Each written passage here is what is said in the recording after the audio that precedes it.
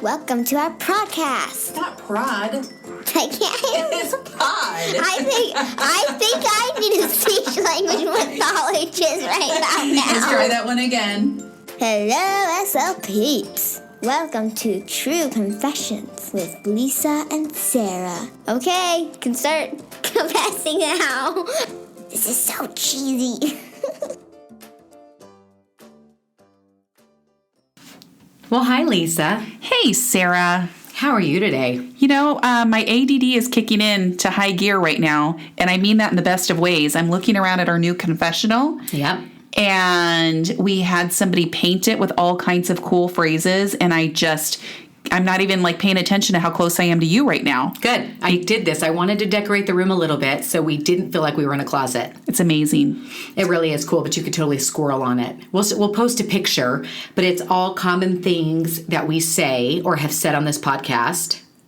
And it's pretty cool. Like blah, blah, blah. Yeah. That's a good one. Yeah. Pretty much the entire 30 minutes is blah, blah, blah. Wah, wah, wah, wah, wah. No, I love it, though. It's really, it's fun. It's cool. I am looking. We did put a couple curse words on the wall, and one of them being SHIT, because after listening to last week's episode or 2 weeks ago, whenever that was, I didn't realize how much I cuss. I really don't think you do. I think you're just hypersensitive to it. Yeah, I heard it, and I literally think I counted 6 times at least I said that word, and I have mixed emotions about that. One, I mean, that's the real life. That's what you get. But then also, I mean, I don't want to be crass. I am going to implement a new policy as HR that we're going to have a swear jar. Oh my gosh, you'll be rich. Yep, and then I will get to use that money for pedicures and facials. It's probably a good idea. My mother always used to say I sound like a sailor. I want that t-shirt have you ever seen that shirt that says I love Jesus but I cuss a little? I think so. Yeah, I should have that shirt. Okay. Anyway, so my goal for this episode is I want to swear less. I also need to talk slower. This is a lifelong problem. Well, and all I can think of is when you say that your mom thinks you're a sailor. Is that because you're surrounded by seamen? Oh my gosh. What? I can't. I literally, can we even put this in there? I don't even know what to say. And so let's digress to the confession. Jeez. How do we get back on track for that one? Now I'm really thrown off. What were we even talking about today?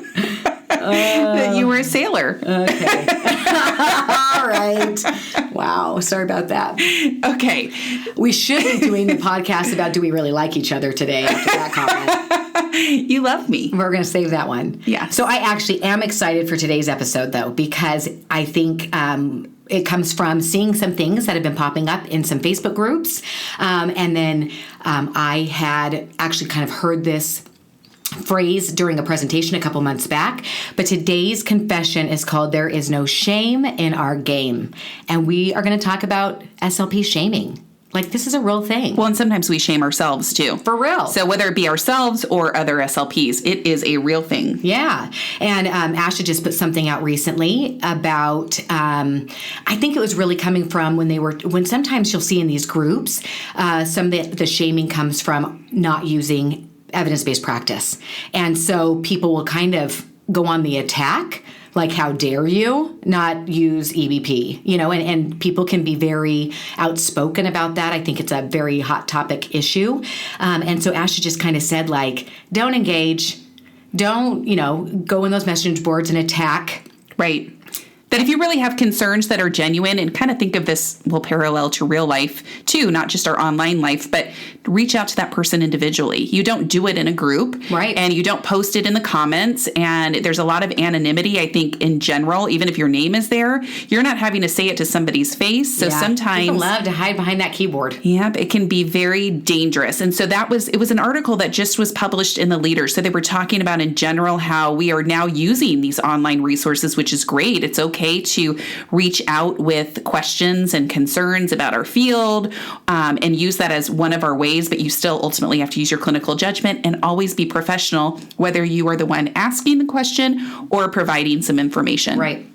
And I had first kind of heard this idea about SLP shaming, just that term being used. I mean, obviously, I know that shaming happens all the time in all different areas of life. But I was in a conference. It was on fluency, and it was on early childhood. Qualifying students for services and what that support should look like. And fluency is, I am the first to say that's not my area of expertise. It makes me a little uncomfortable just because maybe of my lack of knowledge. So I had gone to that course, and the presenter started giving an example of a student she started working with in a private clinic that she qualified immediately. And she had gone and looked at records where this child had been taken to a school to be tested and 2 times had been turned down for services. And this child clearly needed support, and now 2 years had been wasted in which that child should have been receiving support. And of course, as she's telling this story, I'm thinking of all the mistakes I've made in my life and the impact that may have had on people. And so it started making me feel really bad until she said, I am not giving this example to make anyone feel bad. This is not about SLP shaming. And so she really started talking about that. And I loved that she said that, because here's the deal. We do make mistakes. We are human. We don't know everything about everything. And so I think we can be all too quick to judge. Well, and here's the thing. That was her interpretation of the data as it was presented in a report. Right. Who knows if the team even accurately reported what went into their decision to not make the child eligible. And they were looking at it from an educational lens too. So there could have been criteria factors that, the kid could have received support privately, but maybe just didn't meet educational eligibility. So there might have been a lot of data that either wasn't reported or really was discussed as a team that went into that decision. But ultimately, people do the best that they can do and make the best decisions they can at the time. So that even comes into play. Like, I've received some IEPs before, or have been on the phone with SLPs talking about IEPs that they've received, where they're like, how did they write this goal? Or why did they do this? Or that transfer IEP, that happens a lot too. Yeah, I know. And we do. And I was going to say, sometimes I'm doing the judging. Sometimes I read those goals and I'm like, what the hell were they thinking? So kind of the pause that I would have in my conversations with people is exactly that they did the best. They made the decisions they could with the data they had at the time. So give them the benefit of the doubt. Yep. And so yourself too, if you ever look back and you're like, oh my gosh, why did I do this? Well, you did the best with the information you had at the time. And as Oprah always says, you learn better, you do better. Right. You know better, you do better. Right. So, but maybe they did make a really well thought out guess, but then not everyone is great about documenting. Or maybe they didn't. Maybe they didn't have the expertise in that area, that they missed something. Right. Maybe they did, because guess what? We do that. And here's the thing. I think what this comes down from is we assume knowledge. And we assume that because we all have the same degree, we have that same level of experience. And that couldn't be further from the truth. Most of the experience we get in this field is on the job. Right. And we all kind of pick something we like for whatever reason we like it, and we become more of an expert in some areas than others. And so I think in this case, this is a fluency expert who qualified this student. And so, her lens is going to be very, very different than probably that receiving SLP at the school setting. And even as I'm saying this, I think school SLPs sometimes get a bad rap because of those kinds of decisions, where they didn't treat a student the way they should have been treated, or qualified a student, or they're not supporting the student because they're a school-based SLP and they don't know anything. Right. And that couldn't be further from the truth. I mean, our scope of knowledge is extensive. And so it's just that person, that's what she does day in and day out. And so the lens is just different, not better, just different. Right. So that comes into play, I think, too, when you're in those meetings that you have an outside SLP, that sometimes parents will defer to this outside SLP, or even sometimes the tone in those meetings can be a little funky. I mean, it can be that they're coming at you with X, Y, and Z, and because you are feeling the pressure of somebody coming at you, you forget everything that you know. Right. So that has happened to me. I freeze. Yeah, I've been in some of those tense meetings before where I'm like, oh, I wish I would have said this and that. But then I love when I went to those as the lead SLP, where I was supporting another SLP, because I felt like the emotion wasn't there for me. They weren't kind of attacking my judgment. I was removed from the situation, so I could be sort of that advocate for our school-based SLP. But just because somebody works in a clinic or works in a school doesn't make one better than the other. Right. And so everybody just needs to bring the data they have and collaborate and say, what are you seeing? What am I seeing? That's all different lenses of the same child, which is ultimately going to make the best treatment decisions for him if you're using all of that data and not spending your time trying to figure out who knows more. Exactly right. It should come from collaboration. That's the purpose of the team, is that we all bring something to the table. And these should be discussions that are positive and supportive and not attacking. I see it a lot. I've been in similar situations where the home therapist says one thing that I'm saying something different. And the parent kind of is siding with that home therapist. And so then it's almost like a pissing contest or something. And really, it's just a different lens again. And think about it, it's a different relationship too. That home therapist or the clinic therapist, the parent is getting regular contact with, typically weekly. And so there is that relationship that then lends to more respect in a sense, because you value information from somebody you know better. Right. So I think part of it is you need to get in on that relationship. If a student is seeing somebody outside, then you should have a relationship with that person too. So you don't feel like the only time you're coming together is at these meetings when there's differences in opinions on programming recommendations at the school. And you can actually have had some of those conversations of, this is where I'm coming from, this is what I see, this is how I feel, this is the data I have, and you can get that information back from the outside therapist, and then it really does become collaboration versus confrontation. Yeah. Why would you not work together? I never understood that, and I'm guilty of it. In my first few years working, I never reached out to the home therapist or the outside therapist ever. And so then, obviously, then the treatment plan probably wasn't as good as it could have been had I just made that phone call. Right. What are you working on? What are you seeing? Here's what I'm seeing. If you're going to work on this, maybe I'll work on this. I mean, can you imagine the difference you make when you're working together? And you don't even have to make it a phone call all the time. I mean, we live in this beautiful age of technology of, hey, let me send you my progress report. Can you send me yours? Right. And if you have any questions, or let's you can email some of this information too, or use some of our digital ways of communication. But the point is make the contact. Right. And we shouldn't be embarrassed. And I think that's what it comes down to a lot of the times. We're the first to throw ourselves under the bus now. I haven't always been willing to admit that I didn't know something. I've always been willing to ask questions and look into things that I don't know. But I haven't. But that's huge. Yeah, right. That's huge.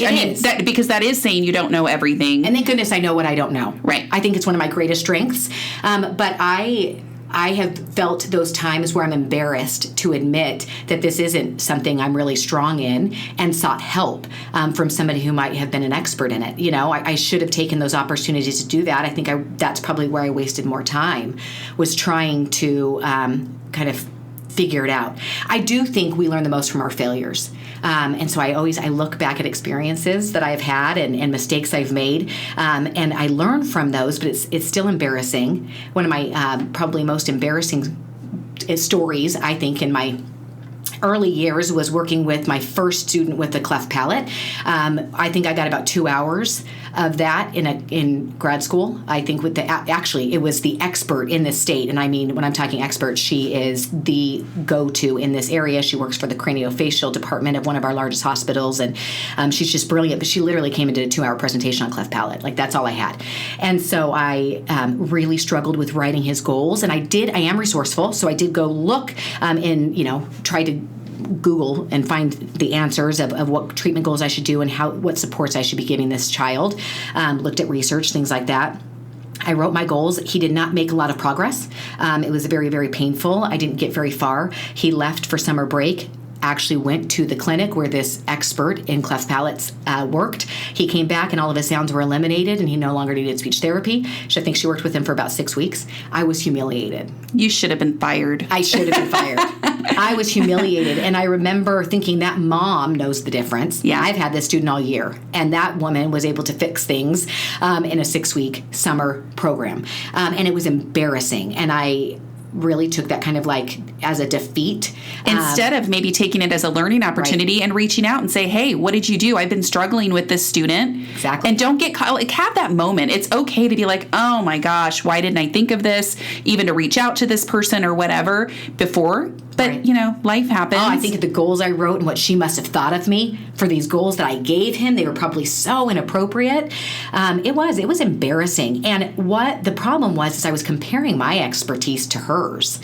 This is a woman, this is what she does every single day and has done it for years. This was my first child with a cleft palate. Right. Why would I have compared myself to her? You know, and that, I think that's what a lot of it comes down to is we think we should know everything, and Right. it's just not possible. We're our own worst critics. I mean, I think as a profession, as women, as, you know, in so many aspects, we do tend to put our energy into the, oh man, kind of moments. But just turn it around. Like, again, have that moment, but then figure out what you can learn from that and how you learn from that. And then moving forward, when you have that kind of case again, what would you do better the next time? Right. Because I like what you said. The intentions are good. Nobody's writing these goals or making these decisions because they don't care. They just, again, their wheelhouse is a little different. They might not have, you know, strengths in those areas that they're attempting to treat. And we've talked about this before in the schools. We do not have the benefit of referring out. We have to see these students regardless of what it is their needs are. And so I think we need to be kind. We need to be kinder to those SLPs out there. Again, guilty of this. Something that I'm always working on. But we need to look to support each other and not attack and not shame. And be comfortable asking questions. Yeah. I used to coach a lot of CFs and new SLPs, and it's okay to ask questions. And actually, that's preferable than to try to fake your way into knowing it. And I know one of your favorite expressions is fake it till you make it, which Right. I'm not referring to that. I'm referring to more of don't act like you're an expert if you're not. It's Right. okay to say, I don't have that answer right now. Let me look into it, or to provide a little general information and then look into it deeper, but don't just let it stay there. Don't pretend like you know something and then Right. just keep going with that, you know, without any investigation and research into what you do need to be doing. Right. It's huge. Yeah, it is. It's okay to say you don't know something. And we talked about this in our podcast on being called a speech teacher, but that expert trap, you know, that we all get ourselves in, that we are supposed to know everything about everything. There is not a profession in the world that you could ever say, I know everything about everything on this. I don't think, you know, and particularly with us, we work with people. And so even if you've been doing this 35 years, there's going to be a kid that walks into your speech room one year that rocks your little speech world, where you're like, oh my gosh, I haven't used that. What you do have as an advantage of having been in a field for a long time is lots of other clinical experience and lots of other reference that you can compare that student to, and working through some of these mistakes in the past that you're like, oh yeah, I did that for this student, let me do that for this student. But it's that recognition of you're not supposed to know everything ever. Right. And if you think you do, that's a bigger problem. Yeah. It's a bigger problem. You know, and let's go back to the Facebook groups really quickly. I love technology, obviously, and I love where we're at in this field. 10 years ago, we did not have these resources that we have today. Truth. And so we are in a very good place for being able to seek out information. There are really great resources out there, including those communities that are on Facebook. And so I love that that's a place to ask questions and to share. Its intention, I believe, was to be a support and a community. And there's some ugliness out there sometimes. Right. And I think it's really unfortunate that we're doing that we're playing that SLP shame game in these groups, because guess what? I'm not asking a question. I'm never going to put myself out there in that group and with that fear of judgment and shame. And so, you know, that's the intention was to allow people to do that. And we're really, really ruining it by ever coming on attack against somebody else. Right, because if somebody's asking something, maybe they're not asking it in the right way, but don't put that in the comments. Like I the ones that kind of make me cringe sometimes is when you see pictures or you see really identifiable information where you know that that is not the best way to ask the question that they're trying to get the answer to. So instead of putting that in the comments, it's a great way to just direct message them and say, hey, you know, just wanted to let you know that this, you know, you may not want to put anything that's identifying, and it's tone. It's how you support. It's how you mention it, instead of saying, what the hell are you thinking putting a picture up? And this is so this, and this is an EBP, and blah, blah, blah, blah, blah. And I mean... Yeah, evidence-based practice. We are going to have a very special guest in the confessional soon, talking about research and clinical people practicing in the field, and what they're doing with research and maybe not doing with research. And so I'm excited to have Dr. Meredith Harold come in and talk about this because she's got a great lens on the research side of it, the science side of it. That's something she's really interested in. She loves it, but she's also been a practicing clinician in a school. And so she saw that gap between research and actual practice. And so she's got some great solutions that she's going to be able to share with us. And she does it in a way that comes from understanding. And she does it in a way that never belittles or talks down. She doesn't make me feel stupid. She's able to take a research article and summarize it for me so that it makes sense to me. Right. Because it's not my favorite thing in the world to do is dive through research articles. Does that make me a bad SLP? I mean, it's just, I don't know. I think I would never engage in any of those arguments on Facebook, but we see it all the time. Yes. And people get nasty. They sure do. And there's a better way to do it. It should be coming from a place of help and education and never shame. Mm-hmm. When you started to say Meredith's name, I heard Dr. Meredith and my brain filled in Gray from Grey's Anatomy. Oh, yes. I thought that's who we were going to have as a special guest. Cool. I don't think she knows much about speech pathology. She could maybe have somebody write a script for her, though. Right. And could share. Exactly. No. Dr. Harold is coming in here soon, and that's going to be a really great topic. So bottom line, what do we want everyone to take away from this? I think first thing is that you're a lifelong learner. Yes. Do Ask not questions. be afraid to say you don't know. It's okay. And I think the second thing we want you to take away is stop judging. Try to see things from an open mind and a place of understanding, because we don't know what those SLPs are working with. We don't know the skill set that they have. And just because you see one or two bad goals from an SLP doesn't mean they're a terrible SLP. Right. We don't know what the circumstances were in that treatment plan. And another thing is just communication in general, whether that mean in sense of collaboration or when you are engaging with people in these sort of online forums, be respectful, be open to receive that information and give information from a positive place. Yeah. And don't beat yourself up. Here's the deal, is we are all doing the best we can. And, and that's all that we can ask for, is everybody's, trying to do the best they can and do what's best for students. And I stopped looking back at those mistakes I made in the early years, unless I was going to learn something from them. But I'm not going to try to make myself feel guilty about decisions I made when I didn't know as much. Agreed. Okay. So there we go. I'm excited. We're going to have our next podcast, though, before we have the Dr. Meredith Harold. We're going to have. I messed you up there, didn't I? Yes, thanks a lot. Now Meredith you've really Gray. thrown me off.